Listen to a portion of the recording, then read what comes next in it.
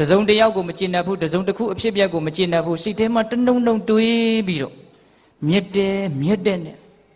ထွေးလည်းမပြစ်နိုင်ဘူးမျိုးလည်းမချနိုင်ဘူးစိတ်ထဲတင်မှာဖြစ်နေတာတော့ညက်နေတာနှုတ်နဲ့လည်းထွက်ပြီးတော့ပြောနေတာမဟုတ်ဘူးလက်နဲ့လည်းပဲကာယကံမြောက်လုံနေတာမဟုတ်ဘူးစိတ်ထဲတင်မှာဖြစ်နေတော့တွတ်နဲ့စကားတွေပြောနေတာဘယ်သူမှမကြားဘူး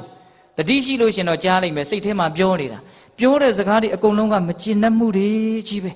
အဲ့ဒါပါတော့အဲ့ဒါအမျက်အဲ့ဒီအမျက်ဟာတဲ့ဘာကြောင့်ဖြစ်တယ်လဲ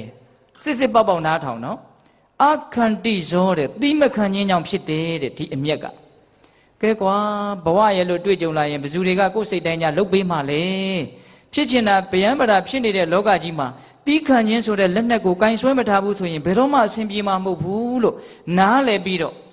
ပြောသမျှစကားတွေကြားသမျှစကားတွေတွေ့သမျှအခြေအနေတွေကိုငါတီးခံလိုက်မယ်